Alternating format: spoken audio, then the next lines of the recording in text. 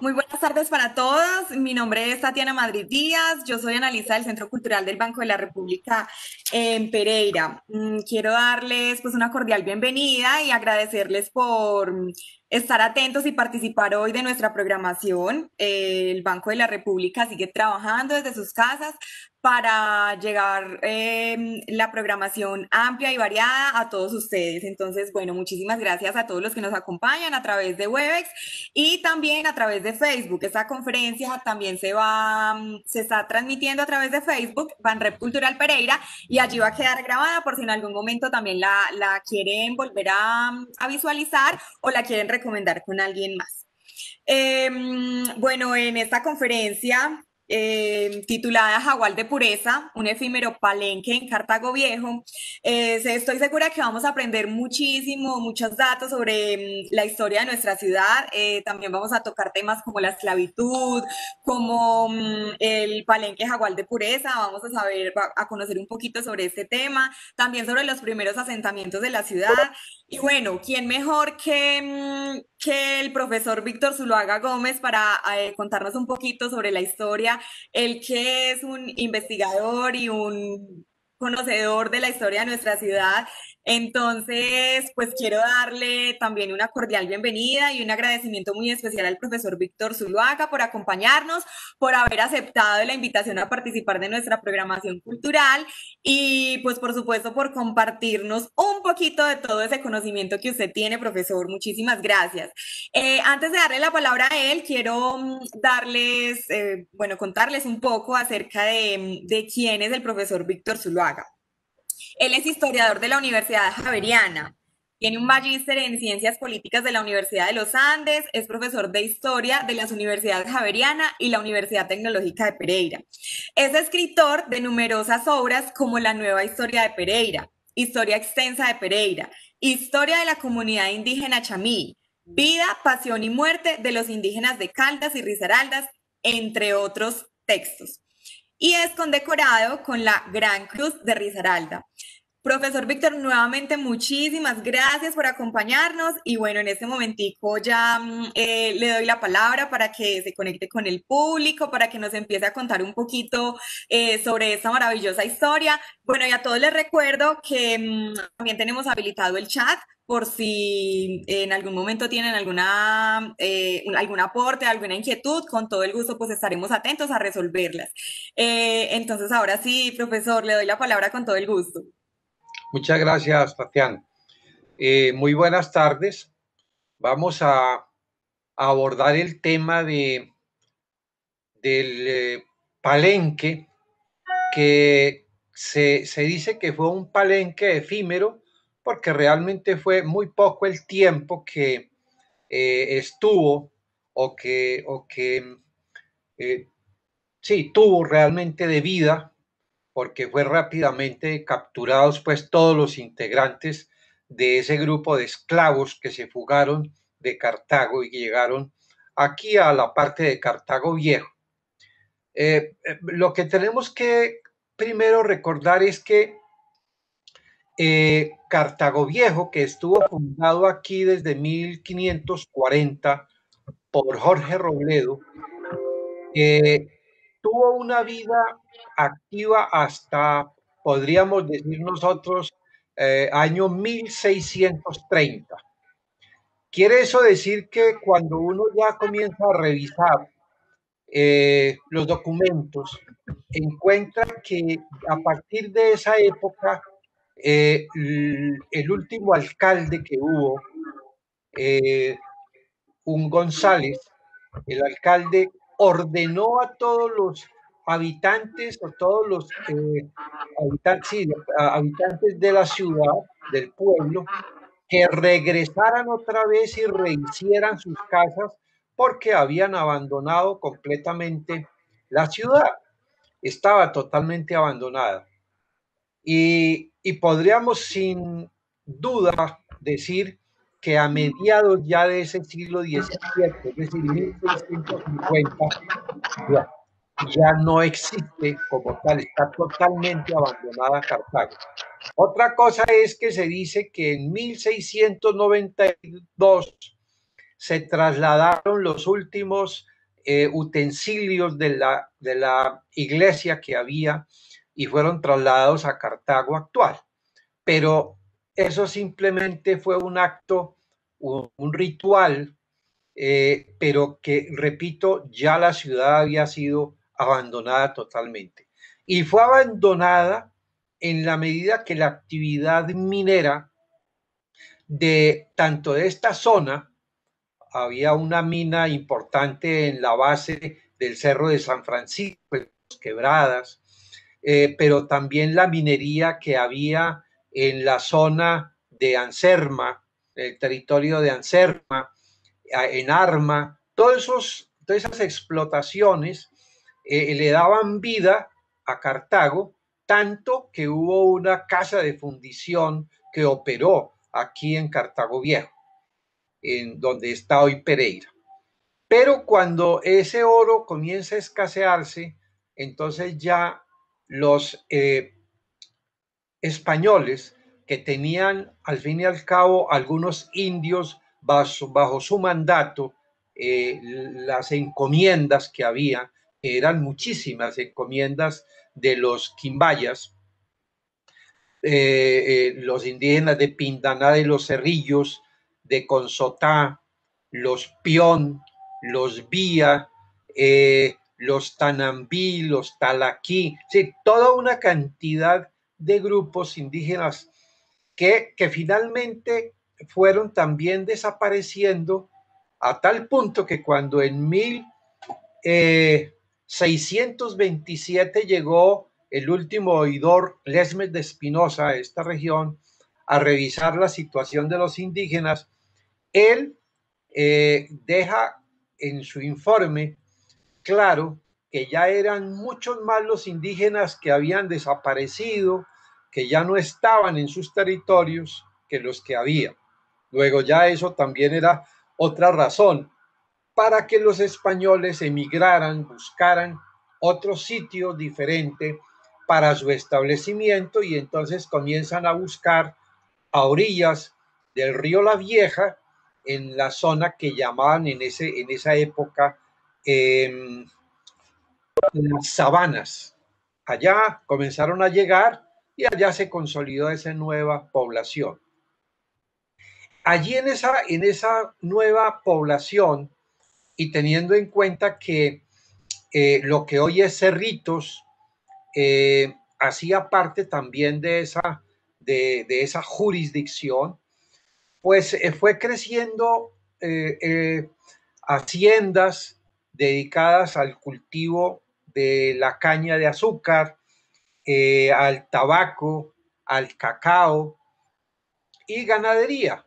Hubo una muy importante cantidad de ganado cimarrón que se fue ubicando entre lo que hoy es Cartago y avanzaba hasta el Naranjo, el sitio que se llamaba el Naranjo, que corresponde a lo que hoy es Obando. Toda esa zona, insisto, estaba copada por esas haciendas, por esos dueños de esos predios, y comienza entonces a presentarse ya a principios del siglo XVIII, es decir, 1700 en adelante, comienza a darse un giro la situación económica, porque se comienza a reactivar de una manera muy fuerte la actividad minera en el Chocó. Y entonces Cartago comienza a convertirse en en un centro de acopio de esos esclavos, de tal manera que allí llegaban procedentes de Cartagena o de Buenaventura esos esclavos, y entonces eran vendidos para las minas de Marmato, Supía, Río Sucio y desde luego para el Chocó. De manera que se fue acumulando una fuerte cantidad de mano de obra esclava, por decir, por ejemplo, que don Salvador Gómez de la Esprilla, que fue uno de los hombres más ricos de este occidente, del suroccidente colombiano, él vivía en Cartago y llegó a tener 150 esclavos de su propiedad. 100 esclavos los dedicaba a la actividad minera en el Chocó y 50 para sus haciendas que estaban precisamente, digo, en lo que hoy es Obando. Entonces, en esa medida, digamos que las condiciones de estos esclavos eran unas condiciones absolutamente duras, con una legislación brutal que se les aplicaba. Por ejemplo, cuando un esclavo era aprehendido en alguna parte con una herramienta o con una machete, con una lanza, si no tenía autorización del amo, entonces era sometido a azotes en la plaza pública de Cartago. Si salía sin permiso o iba a visitar en alguna parte algún pueblo sin permiso también de su amo, también era sometido pues a un castigo violento como tal. Entonces, desde luego había un resentimiento muy fuerte de esos esclavos, se fue creando un ambiente, digo, de resentimiento. Se les perdía algún animal en una hacienda, entonces venían unas represiones de los amos, los enviaban a hacer alguna vuelta, un mandado y perdían alguna cosa de lo que enviaban y entonces también venían unas represalias muy, muy, muy violentas por parte de esos amos. Entonces, digamos que a partir de mediados de ese siglo XVIII se presenta un primer levantamiento, no propiamente de esclavos, sino de mulatos, de zambos, de sectores mestizos muy pobres en lo que era el Hato de Lemus. Allí en el Hato de Lemus, en lo que hoy corresponde a la Unión, eh, ellos comienzan a protestar. Estamos hablando de 1781. Comienzan a protestar ellos porque las medidas que venían de España impedían que los que estaban cultivando tabaco y los que hacían aguardiente no oficialmente, entonces eso se acababa.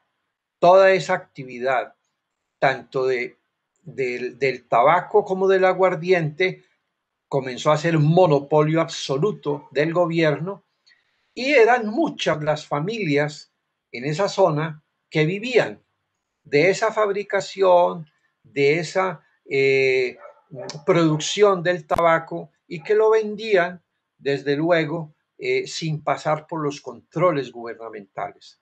Entonces, cuando viene esa medida, ellos se levantan, queman los locales de los estancos donde estaba el expendio oficial del aguardiente y el tabaco, los queman y viene toda una serie de enfrentamientos muy fuertes, tanto que el gobierno se ve en la necesidad de negociar con los sublevados. Se habla más o menos de 500 personas que llegaron a conformar esos grupos allí en la Unión y entonces podríamos decir que esto fue un punto importante para que muchos de esos esclavos que había en Cartago pensaran en huir, en lograr huir de sus amos y conformar un pueblo aparte, independiente, al estilo de los que en la costa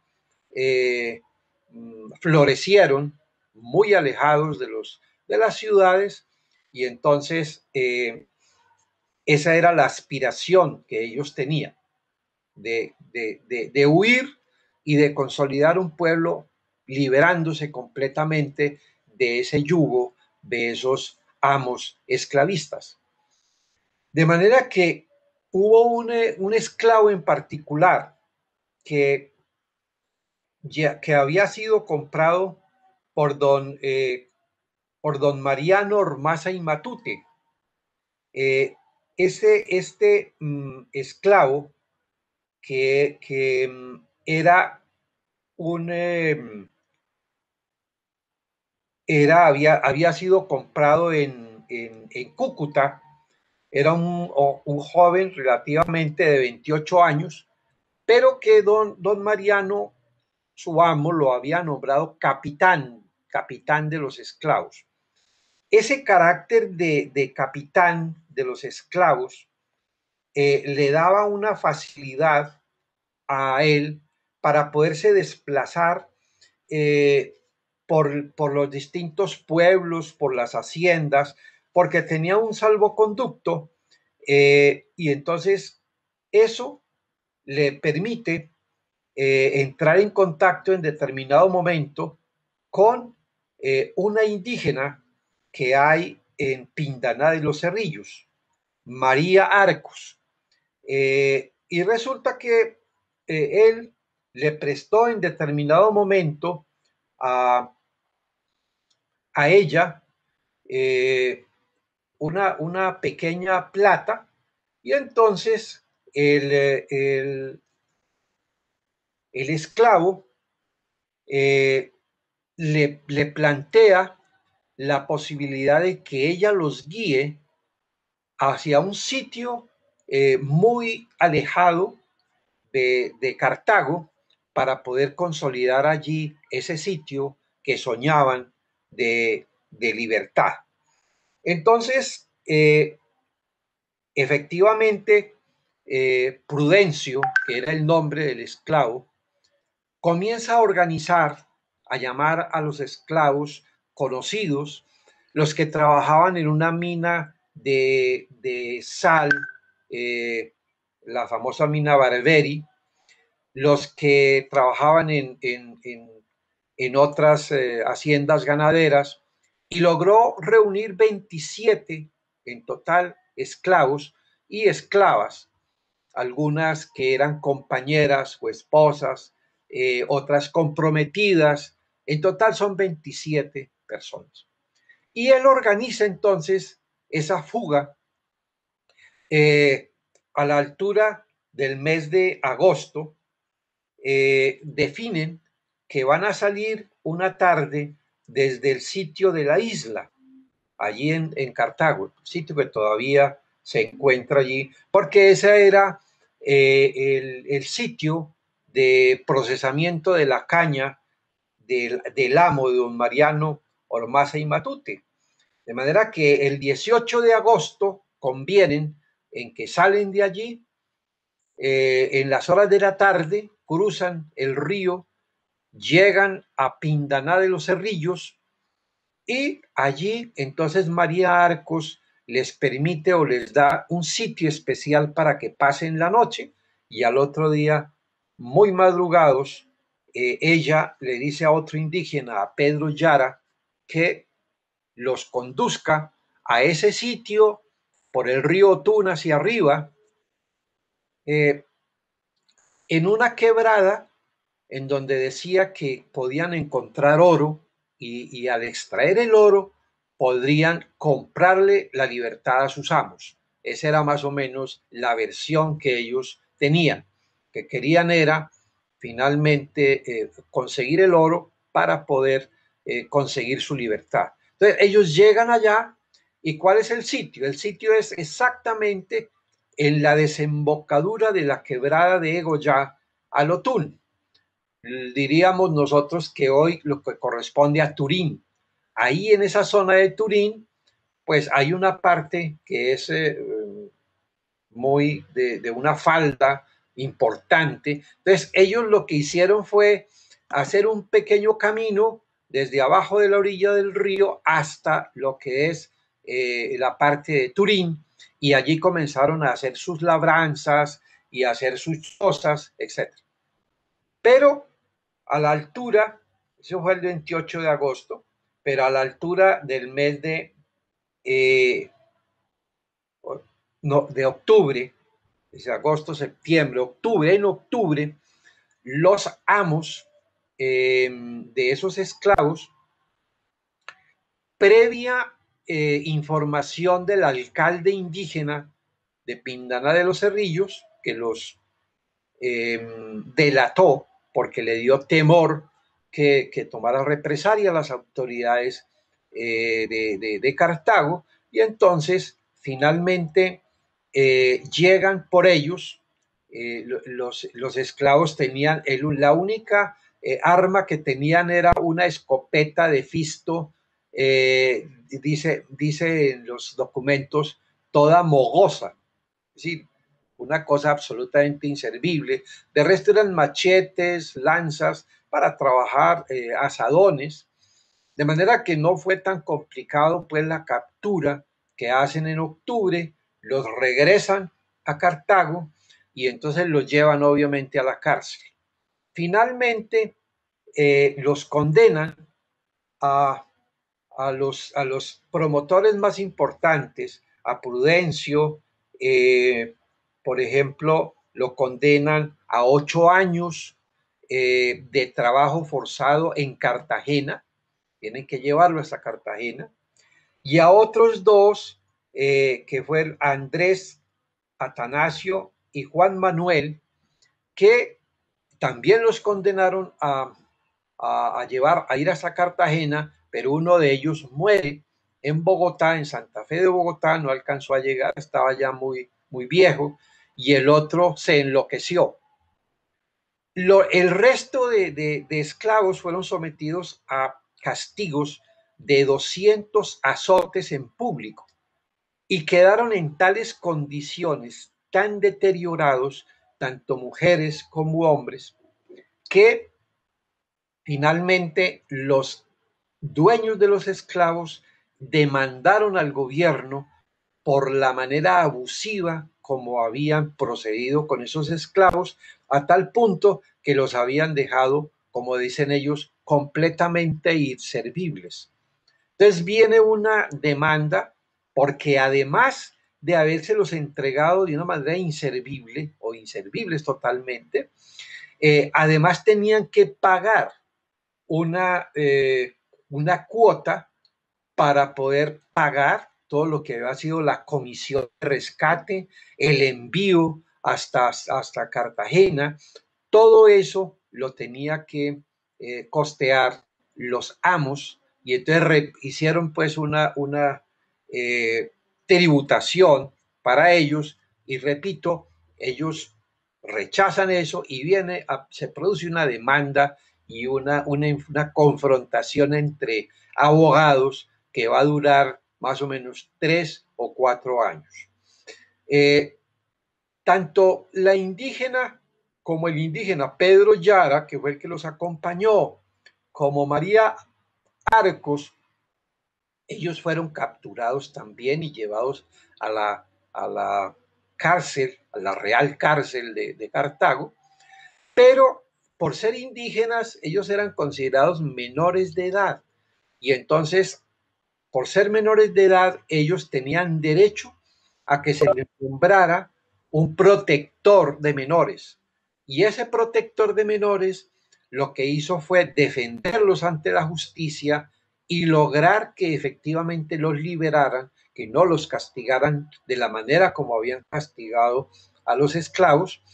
Los liberan, y entonces, a pesar de que Pedro Yara se había fugado y lo habían vuelto a capturar, y sin embargo el abogado logró, repito, que pudieran lograr la libertad sin ningún tipo de castigo adicional. Hay otros aspectos allí pues que comienzan a ventilarse, relacionados con la existencia de unos indios cocamas, que se llaman.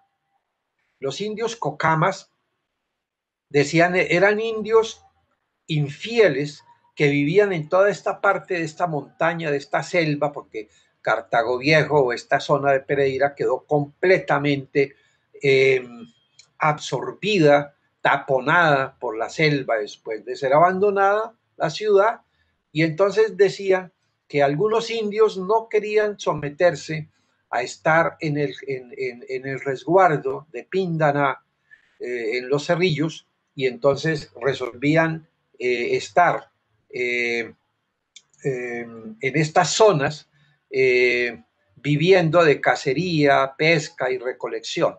Pero la cuestión es que decía el gobierno español que era que los esclavos habían convenido, habían hecho un acuerdo con lo que los esclavos habían hecho un acuerdo con los indígenas cocamas para caer sobre Cartago y destruirla y matar a todos los blancos, a todos los españoles que había. Eso hacía parte pues de todo ese interrogatorio que hubo, que corresponde a 500 folios. Es decir, el archivo que hay en Bogotá, Santa Fe, Bogotá, está compuesto de 500 folios que, aprovechando esta cuarentena, logré hacer la transcripción de más o menos 300 que me faltaban. O sea, tengo ya la transcripción de todo ese material, que es muy valioso, entre otras cosas, porque encontré allí aspectos muy interesantes, en el sentido de que por primera vez, allí en esos documentos de 1785, cuando fue la fuga, y de allí en adelante las declaraciones que se toman, fue a partir de 1785 cuando aparece por primera vez el nombre de Otum en los documentos. Y Otum es la degeneración, la transformación de un nombre africano que es Ochum, que es el dios de las aguas dulces para los africanos. Entonces, en ese sentido, por primera vez ellos comienzan o le dan el nombre al río, que era simplemente tratado por los españoles como el Río Grande. Nunca ningún español hizo alusión a Otum o algo parecido. Siempre hablaron del río como el Río Grande. De manera que digo, a partir de 1785, los africanos le dan una impronta, una marca a ese río con ese nombre de Otum. A partir de ese momento, el término Otum continúa vigente, solo que la M se transforma en N, pero en los documentos que aparecen, repito, son o están hechos con el nombre de Otún, con N, de Otum, con M, perdón, más no con N.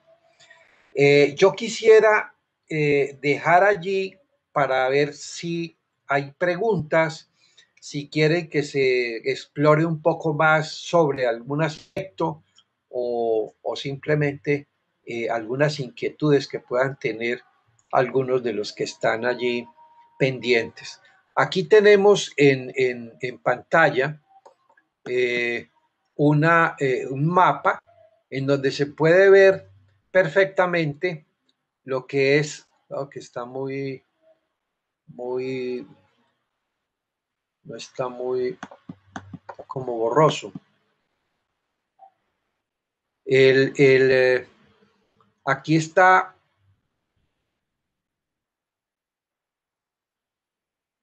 aquí hay alusión, aquí estamos pues en Pereira, el jaguar de pureza, que es el de acá, pero hay otro núcleo de negros en las bocas del río Otum, al Cauca, lo que hoy es Estación Pereira, y otro que es en la Virginia, en donde también la desembocadura del río que hoy es Risaralda, eh, aparecía también un grupo de esclavos que se habían fugado, y entonces también se habló de la posibilidad de que esos esclavos que estaban en la boca del Otum y de la parte del Risaralda, que en determinado momento iban a actuar en contra de se iban a coaligar para caer sobre Cartago y acabar, insisto, pues con todos los negros, con todos los blancos, perdón, que había y los amos allá en Cartago. Entonces, repito, quisiera dejar allí para ver si hay preguntas o inquietudes al respecto. Tatiana. Profesor Víctor, voy a entonces a dejar de compartir la imagen también para revisar en el chat si tenemos alguna intervención. Listo.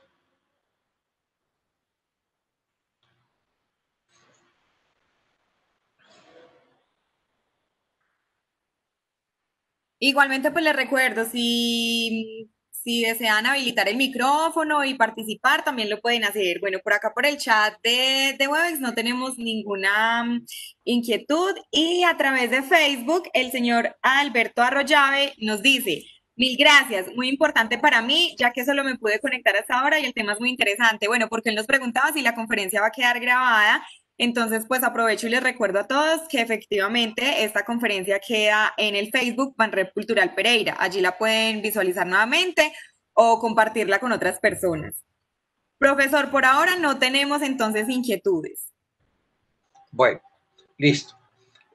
Como decía, son 500 folios que dan información de una gran cantidad de situaciones. Por ejemplo, en determinado momento, don Mariano Matute, que es el amo de Prudencio, el líder de ese movimiento, él contrató en Bogotá en Santa Fe de Bogotá, contrató a un abogado para entrar en pleito y exigir una indemnización porque finalmente sus esclavos fueron eh, castigados de tal manera que quedaron no sirviendo pues para como trabajadores ni nada parecido. Además, por ejemplo, los 3 esclavos que fueron condenados y enviados hasta Cartagena, se decía que no podían regresar, ellos 3 no podían regresar a Cartago, que tenían que ser vendidos hacia otro lado. A propósito, cuando uno examina en el archivo de Cartago, ya no en el de Bogotá, sino en el de Cartago, como se daban tantas transacciones desde el punto de vista de esclavos, cada vez que le decían a un esclavo en Cartago que lo iban a vender para ser llevado a Palchocó, era tal la fama del clima tan terrible que había y hay en Chocó, que estos esclavos lloraban, suplicaban, gemían, se arrodillaban, decían en esos documentos, para que no se los llevaran allá. Y entre otras cosas, el grupo que se establece precisamente en la desembocadura, en lo que hoy es Estación Pereira, en la desembocadura del Otún al Cauca, ese núcleo de esclavos que había allí, que eran más o menos entre 15 y 20 esclavos, resulta que ellos todos se habían fugado del Chocó y se habían establecido allí. Sobre eso no había existido ningún tipo de información de ninguna clase. Nadie había hecho mención de eso, entre otras cosas porque, repito, por de esos 500 folios que están escritos en el siglo XVIII, es un castellano procesal muy complicado de poder leer, pues eso desestimula cualquier lectura. Pero por eso decía que ahora en esta cuarentena me animé, tenía todo el tiempo disponible y logré terminar todos esos elementos.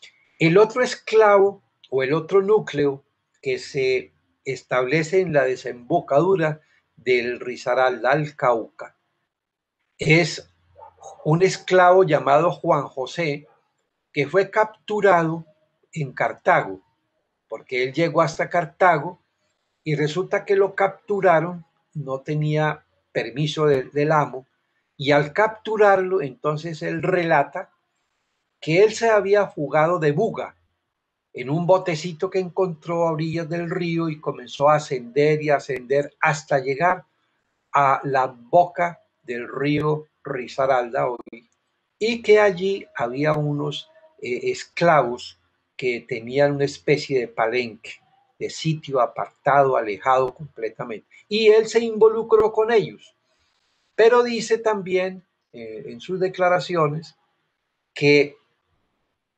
pronto entró en conflicto con uno de los esclavos, que le entraron celos por la señora, porque creía que Juan José, el esclavo, la estaba enamorando, y entonces decidieron que se fuera, y él vuelve a tomar su barca, su canoa, siguió avanzando, y es cuando habla de que encontró en el segundo salto, y el segundo salto es la desembocadura del río Tun al Cauca, y allí encontró efectivamente otro núcleo de esclavos en donde estuvo conviviendo con ellos un tiempo.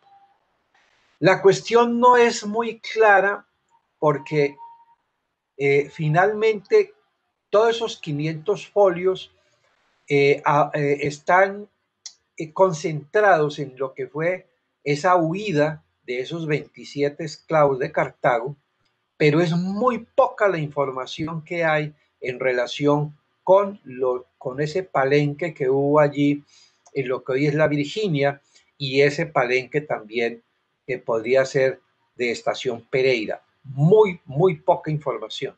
Pero lo que sí se puede pensar, desde luego, es que eh,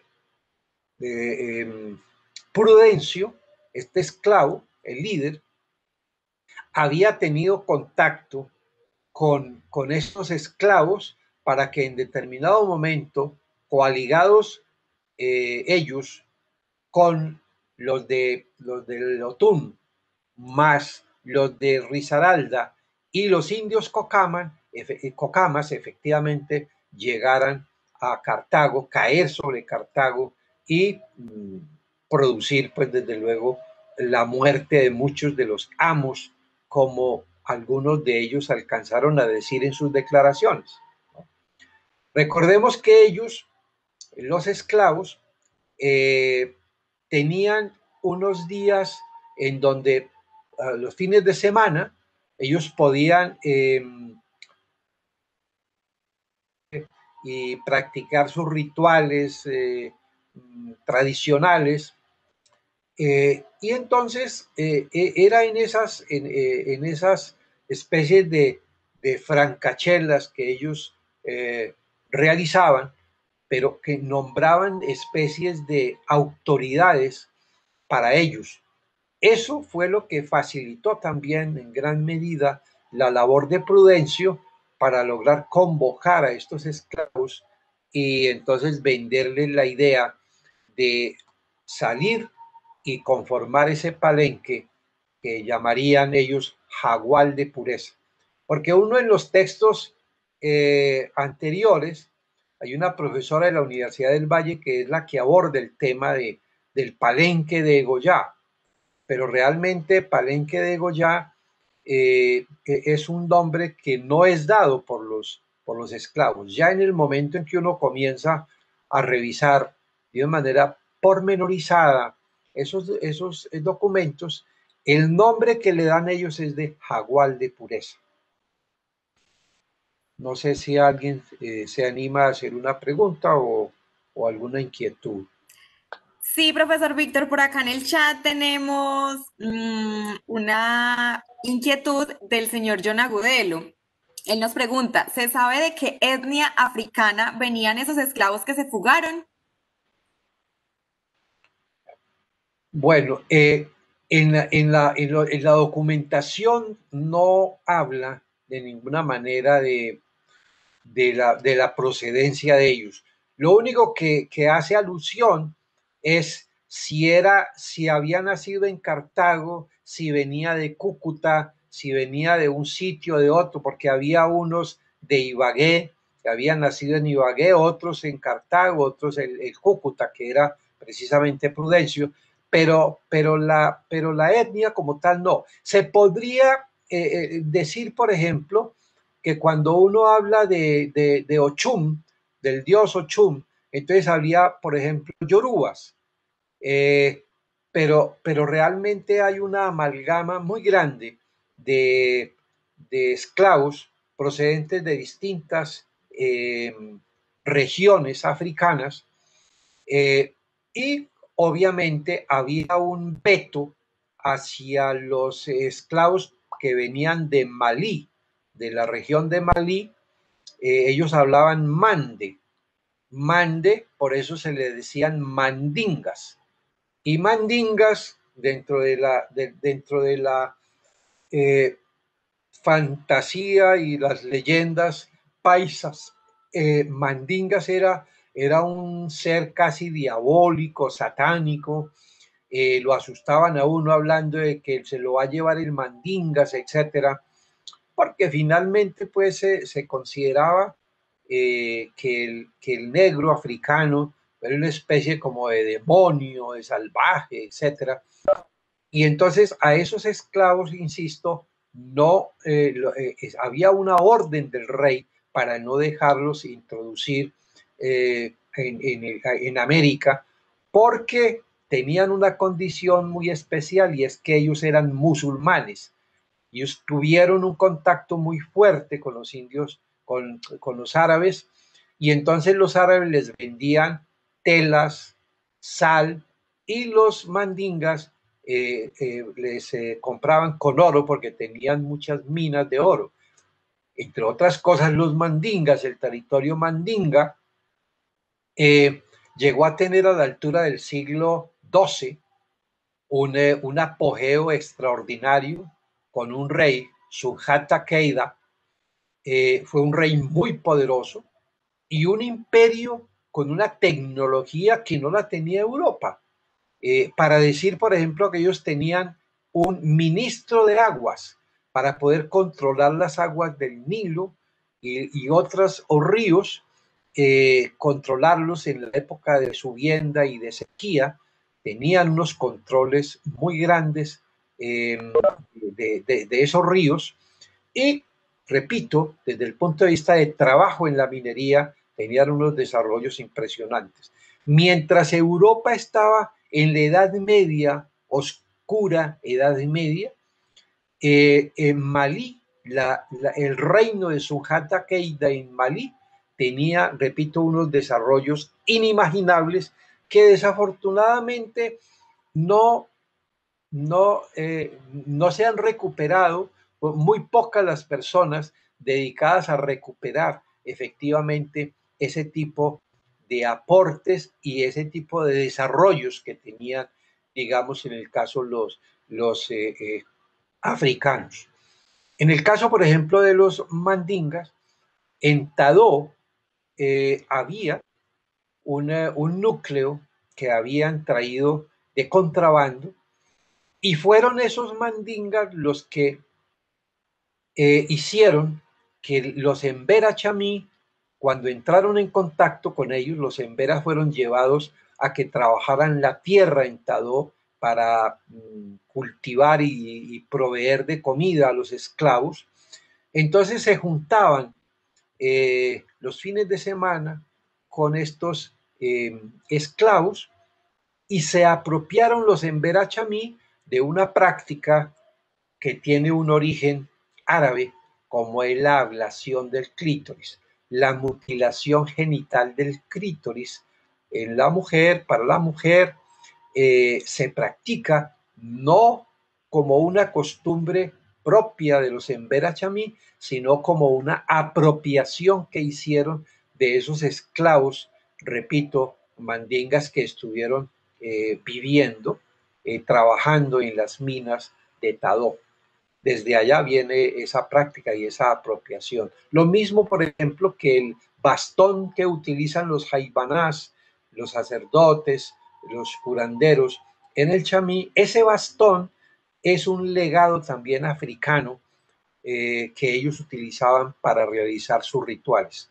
Los indígenas lo conservaron, pero los afros no, porque tenían un control mucho más fuerte que el de los indígenas y les eliminaron completamente muchas de esos rituales que ellos tenían desde el África. No sé. Profesor, bueno, en este momentico sí tenemos varias inquietudes. Entonces le voy Sí. a ir contando. Bueno, Natalia Medina, que es una investigadora de nuestra ciudad y que justamente está realizando una investigación sobre su trabajo, entonces nos hace la siguiente pregunta. Esto que usted nos está contando, ¿en cuál de sus libros lo podemos encontrar? Bueno, hay un libro que debe estar ya, está por editarse, está terminado, pero falta por editarse, que es eh, La mutilación genital femenina, una herencia africana.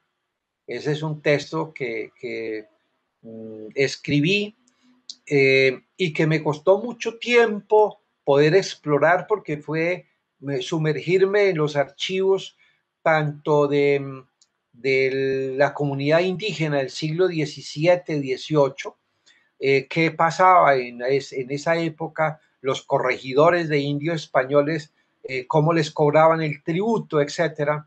Y producto de esa búsqueda encontré que estos indígenas le pagaban el tributo a la corona por medio de trabajos que realizaban allá en Tadó y en otras ocasiones pues llevando mercancías desde Anserma Viejo hasta el puerto chocuano de Lloró. Esa era la manera como ellos pagaban ese tributo.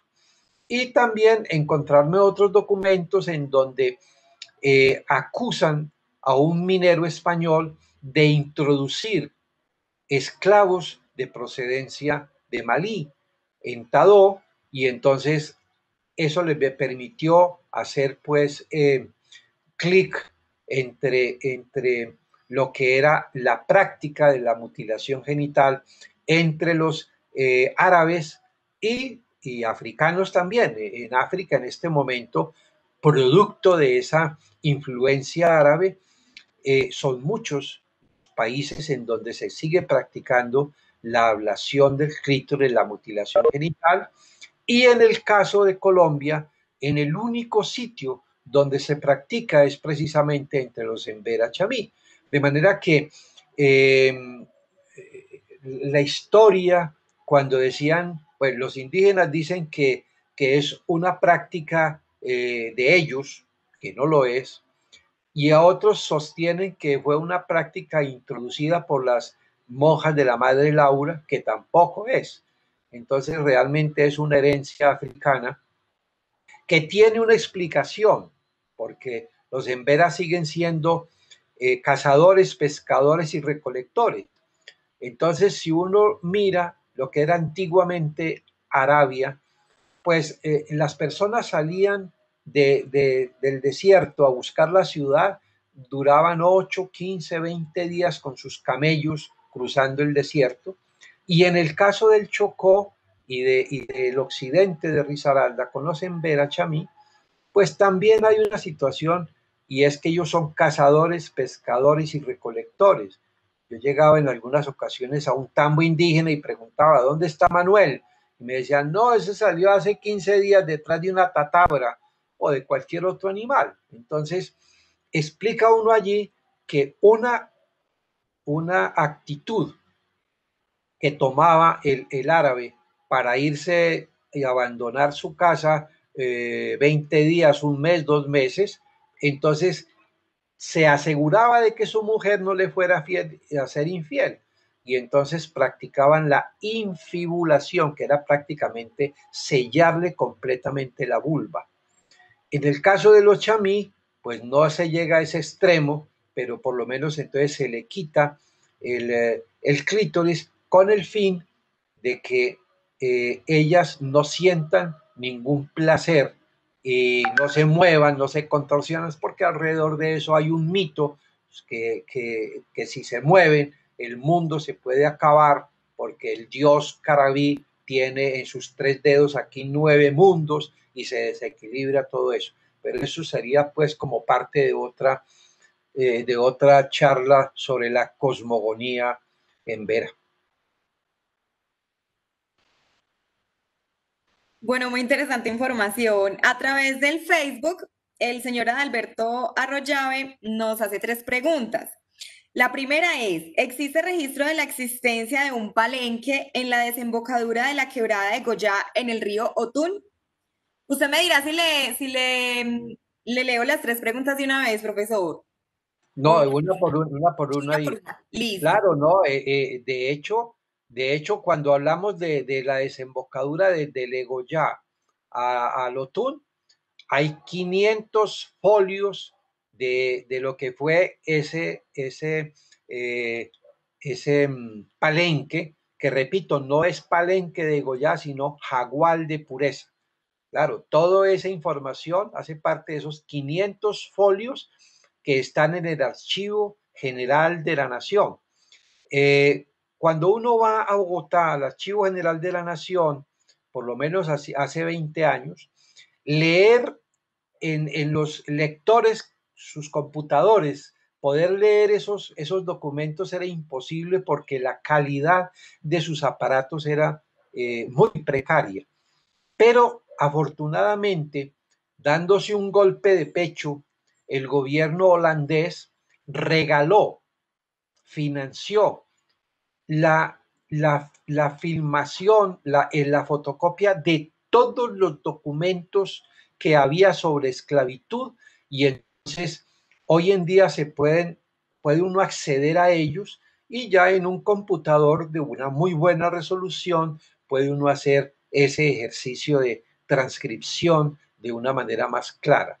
Es decir, en síntesis, los investigadores que habían realizado el trabajo sobre el palenque de Goya no habían revisado todos los documentos, no habían hecho todo el rastreo de esos documentos para poder tener, repito, una visión pues mucho más global sobre ese asunto.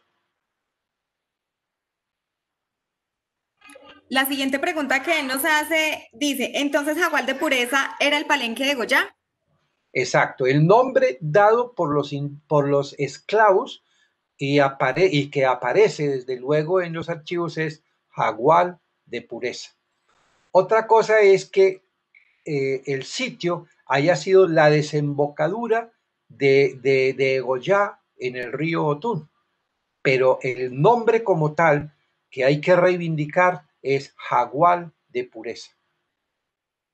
Entre otras cosas porque la jagua entre los indígenas chocuanos y los africanos, la jagua era un tinte que se echaba en todo el cuerpo para evitar que los espíritus malignos se introdujeran en el alma, en el cuerpo de algún niño. Entonces venía un lavado completo a base de jagua. Por eso se habla de jaguar de pureza. Seguramente que había mucha jagua y entonces le dan ese nombre de jaguar de pureza. Bueno, hay bastantes inquietudes. La última por parte del señor Adalberto nos dice, ¿y el palenque de Otún sobre el Cauca en Estación Pereira, qué nombre tenía? No, no aparece, como le digo, en los documentos, sino la referencia que hace Juan José, el esclavo que se fugó de Buga, y que cuando es expulsado de ese núcleo donde estaban esos esclavos en la desembocadura del Risaralda, dice, tomé entonces un botecito y seguí avanzando y en el segundo salto encontré un núcleo de esclavos que habían llegado procedentes del Chocó, pero de ninguna manera habla del nombre del sitio, ni inclusive de nombres capitanes o de líderes, para nada. Y como digo, toda la los interrogatorios que hacen los jueces y todo eso a los esclavos se va a concentrar en lo fundamental sobre este grupo de estos 27 que fueron los que produjeron mucho temor porque decía el objetivo era caer sobre Cartago y destruirla. Julián David Buitrago, que también es un investigador de acá de Pereira y pues conoce mucho sobre todo el tema de la gastronomía, nos pregunta, dentro de la información recopilada, ¿hay información de las prácticas alimentarias de esos palenques? ¿Qué técnicas culinarias y productos alimentarios podemos decir son herencia de estas comunidades africanas? Bueno, hay un aspecto que se repite muchísimo y es la parte de plátano. El plátano diríamos nosotros que es como el elemento vital, fundamental eh, para el esclavo y para los sectores, digamos, pobres de la población. Si uno hoy en día va al Chocó, esa fue pues mi experiencia, me fui para una plaza de mercado y encontré que los chocuanos piden plátano por, eh, ellos no hablan de media docena o una docena o un gajo o un racimo. Ellos hablan es de deme media, mmm, era algo así como media cuota, porque de acuerdo al número de personas de la familia que tenía el esclavo, el amo les tenía que dar determinada cantidad de plata. Entonces, por decir algo, un promedio de familia, que eran 5, entonces tenía semanalmente que asegurarle entre 60 y 80 plátanos. Entonces se convierte en un punto de referencia, repito, supremamente importante. Entonces, cuando uno ya trasladado acá, mira qué fue lo que hicieron, entonces lo que único que aparece allí dice, y sembraron unos platanares, de manera que plátano y cacao, porque esta fue una zona de abundancia de cacao por parte de esos caucanos que vivieron aquí, luego se fueron a vivir al actual Cartago. El cacao en el norte del Cauca y en el sur de Antioquia fue un producto definitivamente que mantuvo con tanta fuerza el condicionamiento, por ejemplo, para el desayuno, que cuando aquí llegó el café y se desarrolló el mejor café en la zona que se llama del eje cafetero, no logró con los sectores, pues, digamos, de siglo XX, no logró derrotar ni sacar del desayuno el chocolate.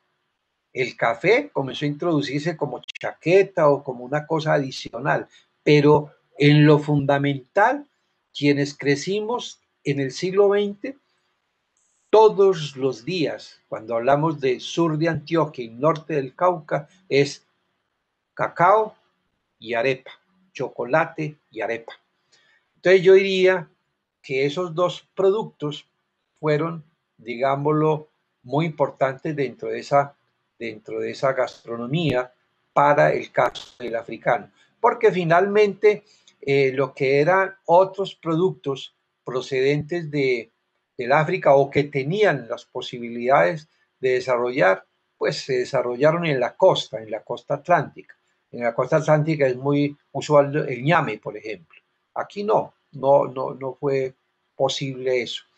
Entonces, fueron procesos de adaptación también a esas condiciones. La carne salada en cantidades alarmantes, también, porque en el Chocó no había ganadería y entonces esas carnes tenían que ser llevadas de aquí del interior y entonces tenían que ser secadas completamente y saladas para que pudieran llegar en buenas condiciones a esa región.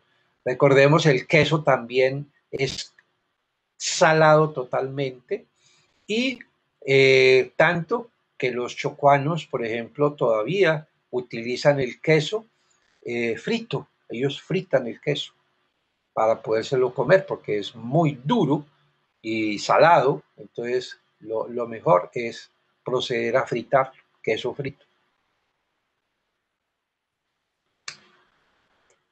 A través del chat de Facebook, también el señor Marion Benavides García nos dice: buenas tardes, profesor Víctor Zuluaga, excelente ponencia. Quisiera preguntarle por los autores de los 500 folios que halló. ¿Quién o quiénes fueron? Y siguiendo la cronología que nos señala esta sublevación de los esclavos, 1781, ¿tienen alguna relación con la rebelión de los comuneros en Socorro Santander realizada en el mismo año o es simple coincidencia? Bueno, comencemos por la última pregunta. Hay, a la altura de 1781, como decía, lo del Hato de Lemus, ese levantamiento. Recordemos que lo que hay detrás de esos levantamientos, de esas inconformidades tan grandes para los sectores populares, fue precisamente una medida del rey de España en donde monopolizaba completamente la producción del tabaco y el aguardiente. Entonces ya había toda una cantidad de sectores marginales, mulatos, mestizos, etcétera, que vivían a expensas de esa producción de tabaco y de aguardiente. Y entonces eso viene a producir desde luego una reacción que fue en Santander y que va a ser allí en el Hato de Lemos y que va a ser también en el Chocó. Es decir, hay un clima generalizado de inconformidad que, repito, tiene que ver con esas medidas específicas que aparecen a la altura de 1780 como punto de referencia, 1780. Entonces, uno diría que de alguna manera también este levantamiento o esta fuga de estos esclavos hace parte también un poco de ese clima de inconformidad, de rebeldía, e insisto que para Prudencio, que es el que lidera este fenómeno o este proceso aquí, seguramente conoció el triunfo de esos sectores que se levantaron en el Hato de Lemus y entonces se animaron efectivamente a realizar esa fuga. Luego hay unos elementos que uno puede concatenar con ellos. Ahora, en relación con los 500 folios, esos 500 folios es la sumatoria de todos los pleitos y de los testimonios y de los interrogatorios que le hacen las autoridades a los esclavos. ¿Usted de dónde es? ¿Por qué se fugó? ¿Qué era lo que buscaban? Si es cierto que el líder era Prudencio, si es cierto que ustedes se reunían y formaban, tenían sus propias autoridades, o sea, eran todos unos interrogatorios para poder develar exactamente cuáles habían sido los causales de ese levantamiento, etcétera.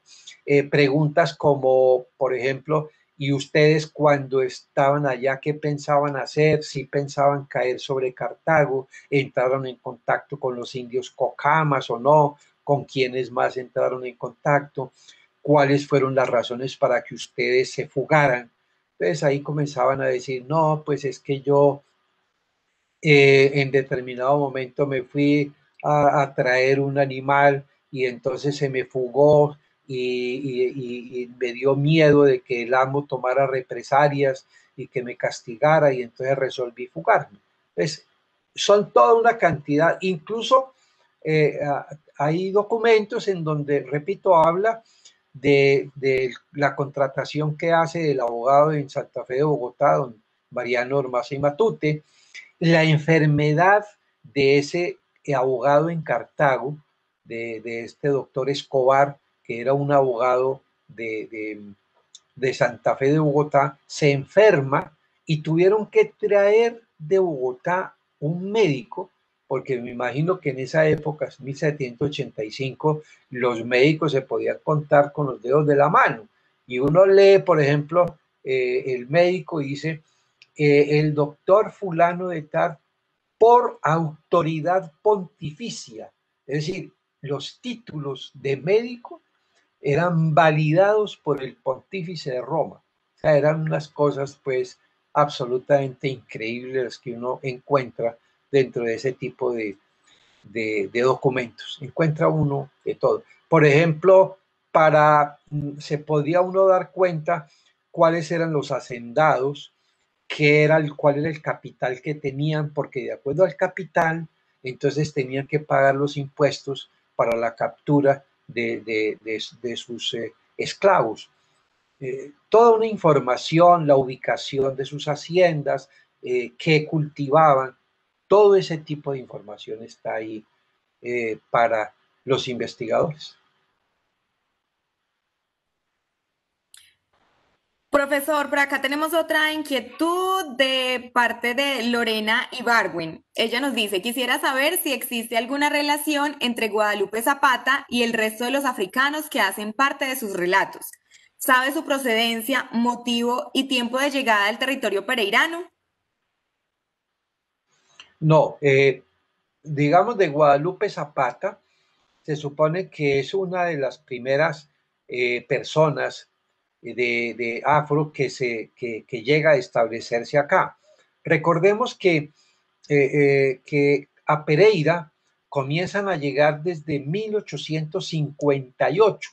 A nosotros nos dicen que en 1863 vino el padre Cañarte y fundó y dijo la misa, etcétera. Pero es que ya desde 1858 llegaban del Cauca y llegaban también de Antioquia colonos y se establecían allí. Ahora, digamos que hay dos aspectos eh, que pueden nutrir, digamos, la población afro en el caso de Pereira. Una fue el salado de Consotá. En el salado de Consotá, el dueño era un cartagüeño y entonces siempre hubo allí una cuadrilla de esclavos que vivían allí, incluso dos, tres familias que vivían allí y eran los encargados de extraer la sal de ese pozo salado que hay a orillas del río Consotá, insisto. Pero también de Cartago, cuando comienza a desarrollarse una actividad importante, recordemos que en 1858 el gobernador de la provincia del Quindío, que la capital era Cartago, don Ramón Rubiano nombró alcalde para los pobladores de la villa de Robledo, lo que vendría a ser posteriormente Pereira. Y allí, desde luego, digo, cuando comenzó a tener una actividad importante, comenzaron a llegar personas eh, de, de, de Cartago que eran afros, mujeres afro, a vender lo que se llamaba el comistraje. El comistraje eran bizcochos y toda una cocadas. Ese tipo de comida era traído precisamente por personas de Cartago. Y en el caso de Guadalupe, lo que se dice que procedía de Antioquia. Antioquia fue un departamento productor de oro, con una gran cantidad de minas de oro, y entonces mucha población afro se dedicaba a esa actividad y lo que dice es que Guadalupe llega y se vincula a ese tipo de actividad minera buscando a orillas de los ríos el oro de aluvión, pero no tiene nada que ver con ese grupo que va a fugarse en 1785. Bueno, le voy a compartir entonces las dos últimas inquietudes, profesor. Julián David nos dice, ¿qué nos puede hablar de Sopinga y su proceso de fundación y qué relación había entre este palenque y los ubicados en el antiguo Cartago? Bueno, no hay ninguna conexión, o sea, digamos que en las preguntas que hacen los jueces a los esclavos, claro, ellos preguntan con quiénes se iban a coaligar, eh, si había alianzas, con quién, etcétera. Pero digo, desafortunadamente, ese grupo que estaba ahí en Sopinga, que eran pocos, relativamente él habla de 12, 15 personas, esclavos que se habían fugado de sus amos. No hay, no hay, repito, mayor información dentro de esos archivos, como tampoco hay de la parte relacionada con el segundo salto o en la estación Pereira actualmente. No hay mayor información. Simplemente los del segundo salto eran fugados del Chocó, que es la declaración que da Juan José, el esclavo que se fugó de Buga. Y el otro habla de cuántas personas, habla algunos nombres, da nombres, etcétera, y luego el conflicto que tuvo allí con ellos. Ya Carlos, que mañana va a hablar sobre Sopinga, sobre toda esa parte de lo que es la Virginia, todos esos movimientos que se dan allí, me imagino que va a tener allí desde luego una presentación ya mucho más concisa frente a ese fenómeno de Sopinga. Que entre otras cosas fue cambiado el nombre, fue borrado, fue olvidado, como insisto, fue olvidado también Pindaná y ahora solamente llamamos Cerritos. Y era Pindaná de los Cerrillos. Entonces todo lo que es indígena o afro, generalmente lo borramos. Yo no sé cómo logró sobrevivir Otún, afortunadamente. Víctor, una pregunta. He estado escuchando muy atentamente, cada vez que te escucho aprendo más, que ese es siempre los encuentros contigo. Eh, Tú lanzas una hipótesis que me parece a mí muy interesante, la hemos discutido con otros colegas de Cali, el levantamiento de Hato de Lemos, 1781, esas reformas borbónicas desde el componente fiscalista. Mm, en lo que tú has visto, ¿cuál fue como la participación o el papel de afrodescendientes? Eh, Porque al escucharte, yo entiendo, coincido contigo, y es que ese va a ser como una especie de detonante en medio también de una crisis del régimen colonial y en especial de la esclavitud como tal, y sobre todo en una zona de asientos esclavistas, pero donde también ya se estaba formando un campesinado libre, que es el que va, que es el que va a alzarse.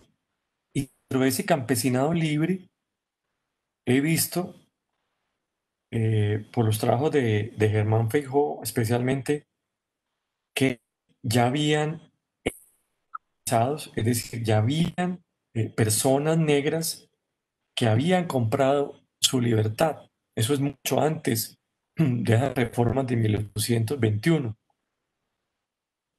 Y yo siempre he tenido esa inquietud.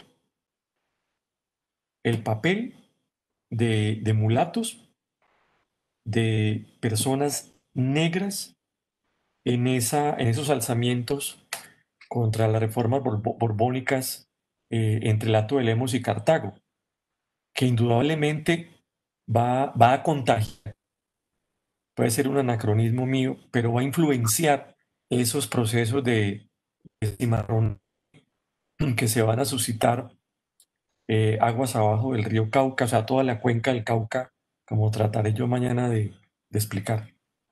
Gracias, Víctor. Sí, gracias. Solamente frente a eso que quería decir lo siguiente. Leyendo un poquitico, por ejemplo, Alonso, eh, Alonso, el hermano Alonso Valencia Llano. de Valencia, eso, exacto, Alonso. Alonso Valencia. Alonso escribe sobre el levantamiento del Hato de Lemos y entonces hay una parte muy interesante donde dice que se dividieron los mulatos, los sectores pobres, mulatos y eh, eran sectores libres, se dividieron porque unos apoyaban, estaban en contra de las medidas que se habían adoptado de eliminar el libre comercio de la parte relacionada con el aguardiente y con el tabaco, y que era luchando contra las autoridades locales porque entendían que esa no era una política del rey. Pero llega un momento en el cual como que alguien los ilustra y les dice, no, es que eso es una reforma borbónica, es una reforma que viene desde España, y entonces viene una división, se produce una fisura y finalmente logran terminar el movimiento negociando con las autoridades porque realmente no hay ninguna represión fuerte, pues ellos habían incendiado los estancos y habían hecho toda una cantidad de acciones de fuerza importantes, pero no hubo por parte de las autoridades un aplastamiento ni nada parecido, sino que tuvieron que negociar. Pero es interesante, repito, ese aspecto de que había dentro de esos sectores un grupo monárquico que entendía que tenía que darle fidelidad al monarca, algo así como Agualongo, cuando se produce el fenómeno de levantamiento de los criollos, en donde él empuña las armas a favor del monarca español. Pero ese es un tema ahí pues bien interesante de seguir husmeando.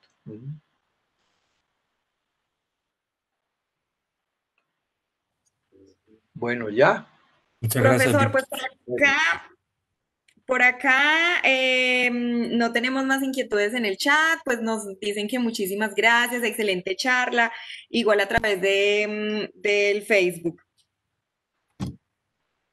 Bueno, perfecto. Entonces, agradezco muchísimo la paciencia y fue de todas maneras pues muy agradable poder hacer visible toda esa situación de ese grupo, de esa fuga, de ese palenque de Jaguar de Pureza. Muchas gracias. Pues profesor Víctor, al contrario, para nosotros es agradable escucharlo a usted, conocer toda esta historia, porque pues realmente, como usted lo dijo en algún momento, nos cuentan cierta historia de Pereira, pero detrás de esa historia hay algo más, y usted lo hace visible a través de esta investigación que usted ha realizado y que, bueno, nos ha compartido un poco en esta conferencia. Quiero entonces darle las gracias nuevamente por haber aceptado esta invitación, por acompañarnos en este momento. Muchísimas gracias. Quiero también aprovechar para contarle a todos que vamos a continuar hablando sobre este tema el día de mañana. Y también tenemos un invitado muy especial, es el señor Carlos Alfonso Victoria Mena. Él nos va a acompañar con su conferencia Cimarronajes y procesos de frontera en la cuenca media del río Cauca. siglos XVIII y XIX. De manera que, bueno, están todos cordialmente invitados, pueden ingresar a través de la plataforma Webex con toda la información, la misma información con la que ingresaron el día de hoy y también la van a poder ver a través de Facebook o en Red Cultural Pereira. Entonces, bueno, esperamos que nos puedan acompañar también en esta conferencia y muchísimas gracias a todas las personas que estuvieron hoy, que disfrutaron de esta agradable charla que nos brindó el profesor Víctor. Y bueno, entonces que tenga muy buena noche. Muchas gracias y adiós.